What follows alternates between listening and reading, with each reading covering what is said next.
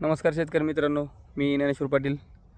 मी आलेलो आहे जेऊरमध्ये अरविंद पोळ यांच्या प्लॉटमध्ये. तर 3 महिन्यांचा हा प्लॉट आहे आणि ह्या शेतकऱ्यांनी खत सोडण्यासाठी वेंचुरी न बसवता एक देशी जुगाड केलेला आहे. तर त्यांनी ह्या पाईपलाईनमधून एक लेटरल बाहेर काढलेली आहे आणि इथं बॅलरच्या समोर 3 कॉक केलेले आहेत. तर त्यांना आपण विचारूयात की ते खतं कशा पद्धतीने सोडतात. नमस्कार. नमस्कार नमस्कार. तर वेंचुरीचा वापर न करता तुम्ही जे आता हे लेटरलने खत सोडताय त्याची प्रोसेस कशी आहे? अगदी अत्यंत सोपी आणि सर्व्हिस एकदम चांगली. आपल्याला सेंचुरी बसवायची गरज नाही.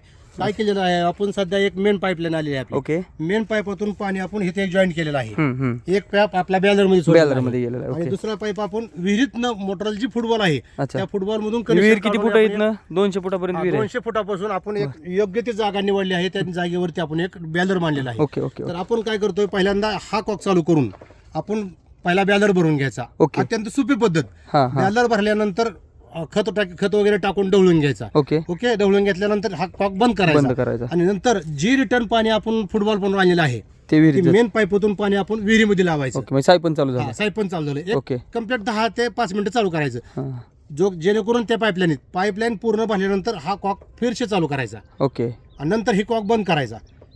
ही कॉक बंद केल्यानंतर थोड्या वेळ पाणी चालू शकते इथं. हां. नंतर ही कॉक चालू करून आपण मेन पाईपलाईन बंद करायचा आणि ही कॉक मधून पाणी आपल्याला ऑटोमॅटिक खत चालू होते.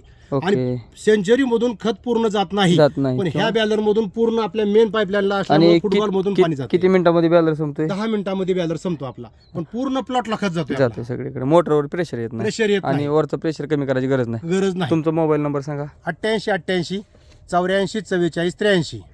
शेतकरी मित्रांनो, कोणाला काय शंका असल्यास या नंबरवरती कॉल करा. धन्यवाद.